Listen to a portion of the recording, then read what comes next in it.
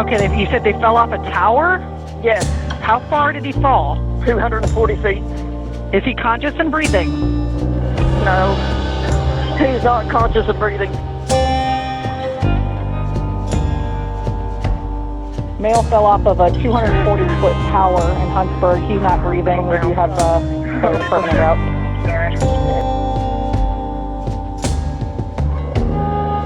How old is he? 28 years old. Okay. Is he responding to you at all? No, How does his color look? he is deceased.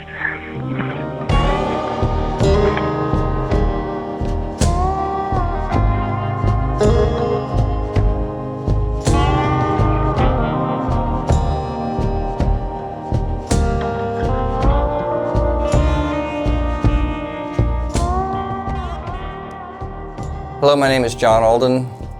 Darren Bishop was one of my hang gliding students.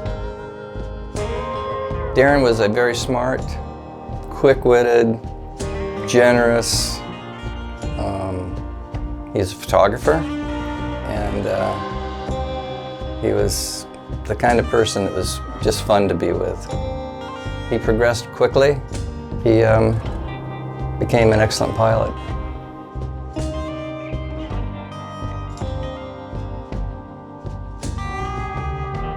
He gave me the shirt that I'm wearing right now. He had it made for me. Want to see the back? And yeah, he'll be missed. He had a zest for life. I mean, everything he'd done, he went all in. The props he made just to do 1 or 2 photo shoots, you know, and he would go get an antique piece of glass, like from an old house, and break just certain pieces out. And we had to go into a cornfield and hang it up somehow so you get the perfect shot right as the sun was setting.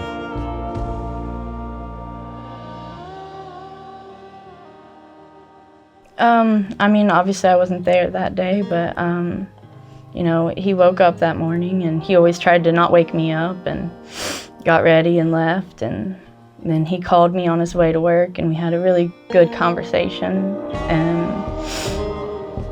and he got off there, and that was the last time I talked to him. So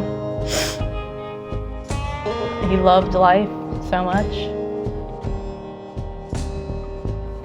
He was, you know, the greatest husband I could ask for, the greatest dad. You know, he was my world. It's been really hard just not having him.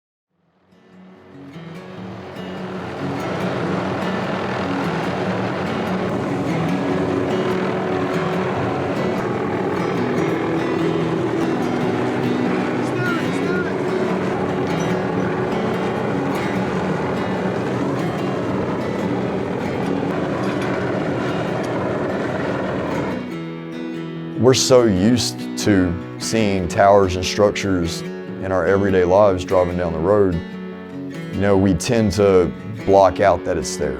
It's just become a normal sight for a lot of people. When you tell people you're a tower climber, they don't really understand what you mean by that. They just know they're getting this cool device that's giving them breakneck speeds, and they can watch videos and they can take selfies, they can play games. But I don't see that people recognize this job of any importance. That's always been a question of mine, even, like, why don't they understand what we go through? Most people, if you ask them if they ever seen a cell tower, they're gonna say, no, I haven't. They have no idea.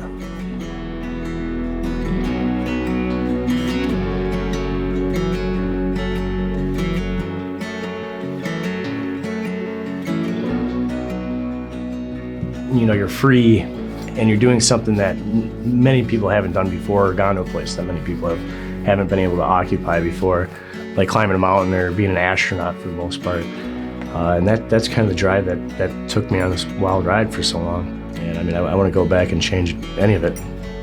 You'll see things that people spend their entire life living there and they don't see it. But you get to climb up 300 feet in the air and enjoy sunrise, sunset. You know, you can watch the storms off in the distance when you're out west or down south. There's nothing like watching a thunderhead roll through Dallas, Texas, 7 miles away, and watching lightning strike all over down there, but everywhere around it's sunny. There's nothing like that view at all.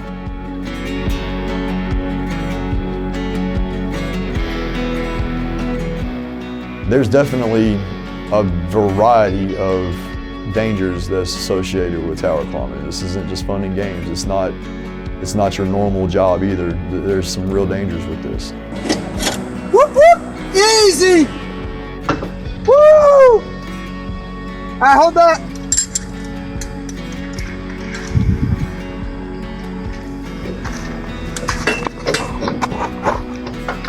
Your life just becomes a constant rotation of mitigating what the next hazard is. In the middle of the summer, I mean, there's nothing better than sitting up in the air.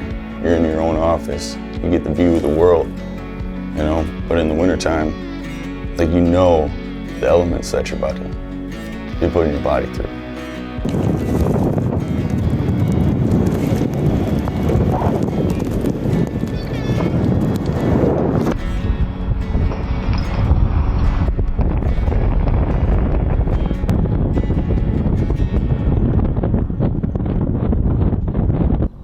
A lot of people cannot handle this and they quit within like a couple of days. They can't handle that kind of stress on their body.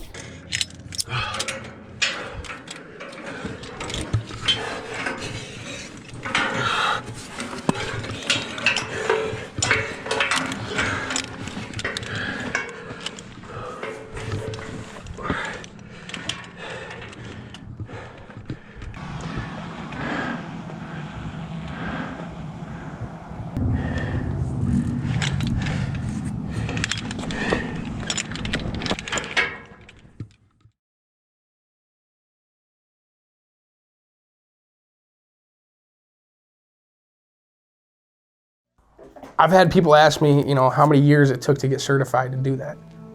I was climbing a tower before I was even 18. You know, there was no certification. It was, here's a harness, don't die, this is what you do.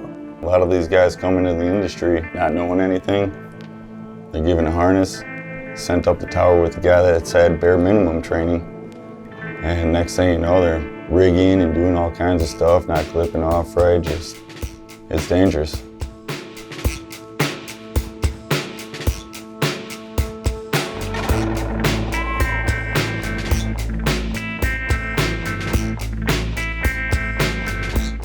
You'll get companies where the owner might be the same guy that's doing the safety training in-house. And I was always a firm believer that the guy that controls the money or the push shouldn't be a safety guy, because it just doesn't work out. It creates issues where, you know, they might look at things that are going to cost them a lot of money on the safety, and they're going to overlook that and not teach your guys that. And that should not be a thing at all. Like it needs more regulation. I feel like the resources available to climbers all depends on how much money you have. If you actually want to go train your guys properly, you will, and you can. Most cases, that smaller company is always faking their certs, they're not actually training anyone anyway. Again though, everything costs money. And if the company isn't willing to invest in its employees, then they don't care anyway. Like, especially mama and papa shops, they don't care about, you know, safety much. They just want to get their job done and push you to the limit. Things happen and there's the fatalities come, you know.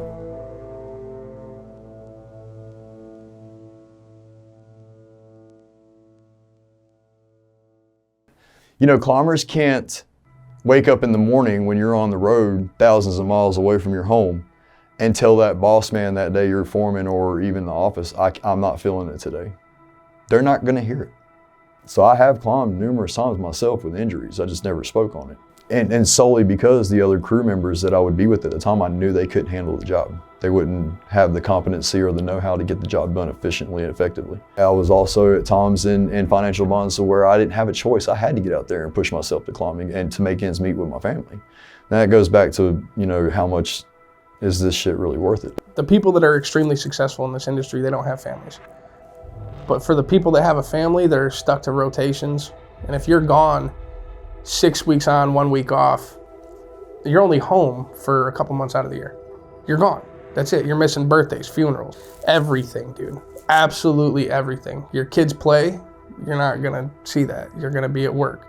I started in this industry, my daughter was 10. She's 21 now. There was a big part of her teenage life I wasn't there for, you know? So there's things that weigh on you over time. You know, was I a good enough parent? You know, did I do the right thing by being on the road, being gone all the time? You know, there's the questions you ask as a climber, is this worth it for my family? You get to a point where, like, you know, most people, like, they do their 8-hour day, they go home, but when you're on the road and for that long, you become the work. And a lot of crews I've seen that I've been on, like, you'll work 7 days a week, 16 hours a day. And then you go home for your time off, and then you just sleep all the time, or you think you want to spend with family, but you're dead, you know, you're done.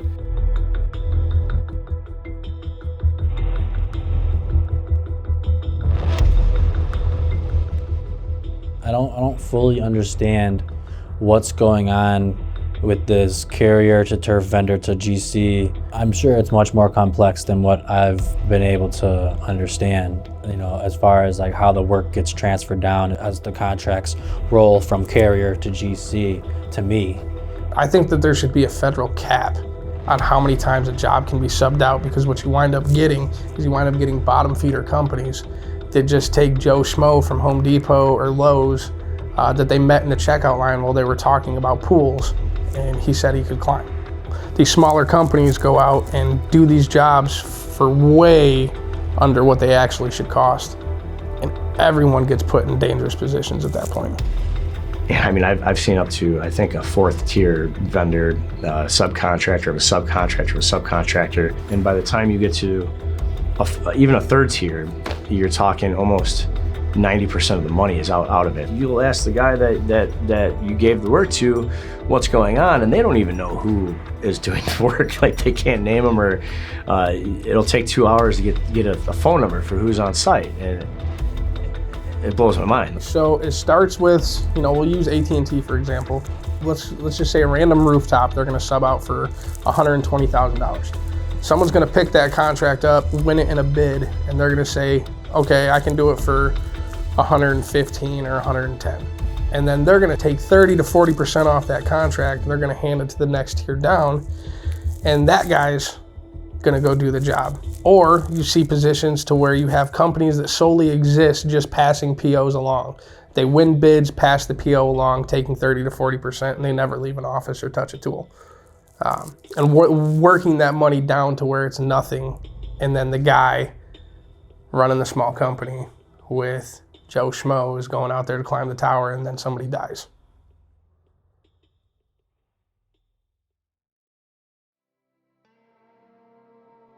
I was working up on a tower, and I was up there for maybe 8-9 hours my first day. And I'm standing on the side of an antenna all day. And next thing you know, it's like the whole side of my face just felt like plastic. And I'm thinking, oh, it's probably just from the sun. Then I get down, like the next couple of days, I'm like, man, just got this weird taste in your mouth. You know, headaches, back of your neck feels like it's burning. I had no idea what that was. Probably 2 years later, when I went through RF training and found out what all the symptoms were. And that's when I was like, man, I had RF poisoning. How many times, you know, have you been hit with RF when you feel sick all of a sudden? You feel like all of a sudden, you might be feeling great when you climb the tower, and all of a sudden, boom, you feel like you got the flu, just out of nowhere. That's RF exposure. If RF burns a real thing and it can burn you, then could it not do other damage within your brain, or other parts of your body or other organs. Even though we say we know it's non-ionizing, but we also have to take these RF awareness classes. Well, may not be ionizing, but what is these frequencies doing on a molecular level to your body? There's rumors of people being sterile and people having babies, you know, with birth defects and stuff like that.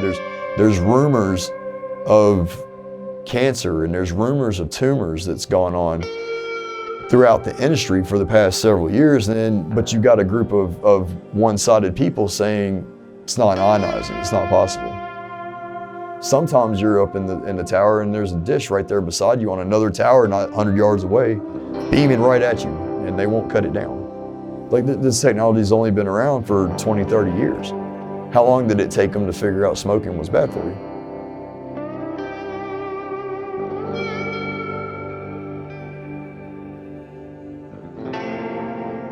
The rush that's pushed, the deadlines that's got to be made, yeah, you're not paying for that. They're not paying for the compensation to put our bodies and risk our lives to hurry up with their agendas and their deadlines. The climbers don't make those promises to those people. Net 30, net 45, you know, all these payment terms coming from companies or the clients. That's ridiculous. Corporate greed's ruined the industry and it's ruined a lot of climbers' lives. And that is a fact.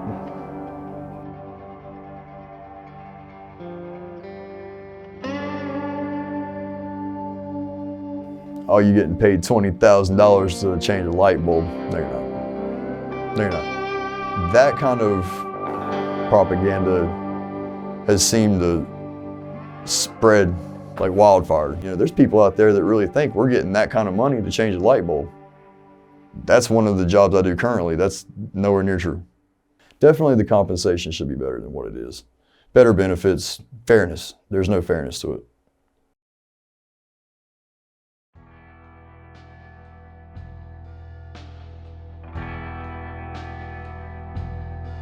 Everybody suffers with a bit of complacency in this industry, and if you don't, you know, then what are you doing that's making you so perfect, in my opinion? Complacency gets people killed, and not being situationally aware of your surroundings and where you're at. When you're up in the air, don't forget that's where you're at. The companies become complacent. They don't keep up to date with their training. They don't remind these guys, hey, let's remember to be self-aware today on what's going on around us. Let's not get anybody hurt. Be on top of the world, doing everything right, and it's that one time that you have the confidence and you keep moving forward that you miss one little thing and that'll ruin your day. We all want to know what happens during an accident. You know, how did this happen so we know not to do it again? You know, and we don't get this information fast enough. You know, I think there's a lot of everyone saying, hey, you know, you need to do this safely, you need to do this safely, but then when you're put in a position of it's beneficial for the company to go and get this done regardless of the situation, they don't care anymore. It's time to just go get it done if you want to check. Otherwise, oh hey, we don't have any work. And then you watch other crews go to work and there's nothing for you to do. Guys get up in these situations sometimes because they're either pushed by their management or pushed by their foreman to hurry up and get the job done no matter what the circumstances are. You know, you're in a rush because you're being rushed to hurry up and get something done. And you know you typically stay safe, but then you realize one day, I forgot to put my monkey hook on. I'm out here hanging under an antenna. I've even done that. That could have been my last mistake.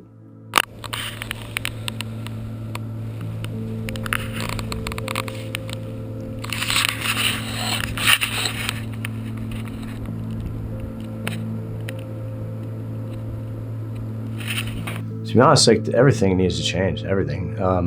Regulations have to be brought in by the climbers, the people that are actually doing it. The certification processes need to be regulated and have to be, there has to be some sort of like a registry that's built to verify these certifications, that they're not just cooked up, they're not just signed, and you know, that they can actually prove it. One of the things that's making the industry dangerous is you have people that, you know, they may have never put on a harness, but yet they're in control of the safety rules. Sometimes making something overly safe can become more dangerous. You got one saying one thing, another saying another. So nobody's getting clarification on how processes or procedures should go during rescue operations or being safe on the tower in general. It's bad. It's scary to think like, you know, we don't have a significant training program like that out there.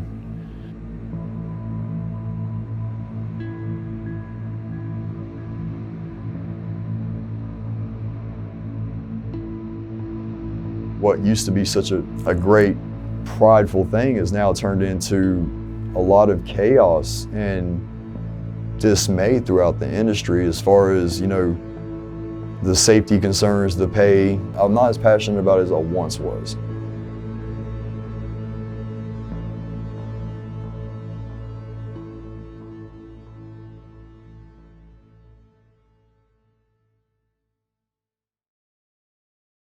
Some people just go completely off the deep end, and they don't come back. You know, you'll hear from them 6 months later, they've lost their car, they lost their wife, they lost their kids, they lost everything. Other people are just naturally inclined to be able to handle high stress environments much easier than others. And people give their entire lives. They struggle, they work hard, very hard, no recognition. The average consumer doesn't understand what goes into it. And if these guys weren't there, it wouldn't happen. None of this magic would exist. Do we deserve respect? Absolutely. I mean, we break our backs every day to quite literally make the world go round, make the phone calls that make the world go round. How long would it take for this country to fall apart if mobile technology just ceased to exist? The world ain't ready for no cell phones. If it happened tomorrow, it would be a bad thing. You know, it would just be a bad thing. So, what's the benefit? What's the risk? Does the benefit outweigh the risk? A lot of climbers will say, yeah, to them, it's an adventure for them. They love the job. There's a passion there. There's climbers I've talked to that don't care about the money. It's like, I was once, I didn't care about the money. I just wanted to be up there, feel important, and be a part of something. After a period of time and realizing that, you know, companies were taking advantage of certain climbers that were really good at the job and not trying to compensate them for their skill, I started changing my mind about that. And then I got to a point where I'm not touching this tower without getting paid. You know that these guys are going out and they're putting all their time, all their effort, all their strength, and it tears their family apart. And like the families don't understand why it was worth it. It's a fine line between insanity and a beautiful thing. Why are they covering up so many accidents? Why are they trying to keep things hush-hush when people get hurt? There's not many of us even out here that's willing to do this job. Why are we accepting what's going on as a community? Why are we accepting the way these corporate companies do the climbers? Why are we accepting the terms that we agree on? Why not the climbers come together and actually demand better? What's the problem here? You know, what's the problem with climbers not being able to get along and agree with each other on at least certain things that we all endure? What's gonna happen when the next wave of technology, the next rush, what's gonna happen then? They're gonna hire anything they can, anybody with a pulse, just to have people on sites. You're gonna see more accidents, more often. We've already experienced that. So what's next? That's the real question, what now?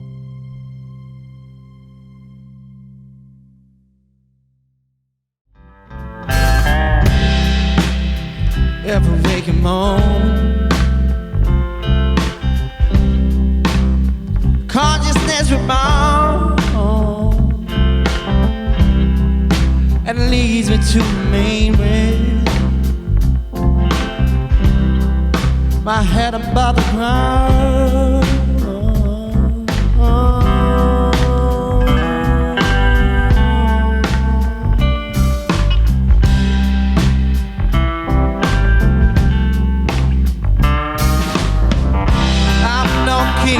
I'm no God, just a man among the crowd. I don't raise my cup to please, but don't mind the company. Say it as you should. This is your life.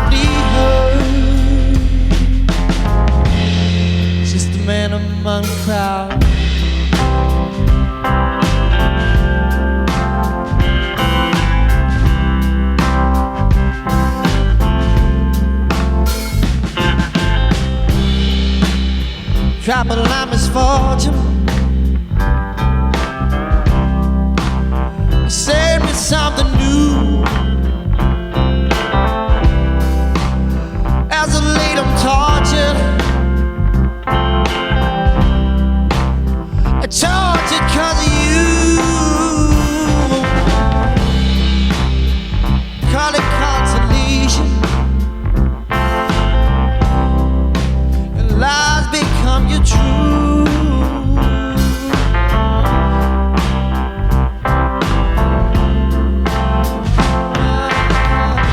I'm no king, I'm no god, just a man of money collar. I don't raise my cup to please. They don't mind the companies. Say that you should. This is your livelihood. Just a man of money crowd.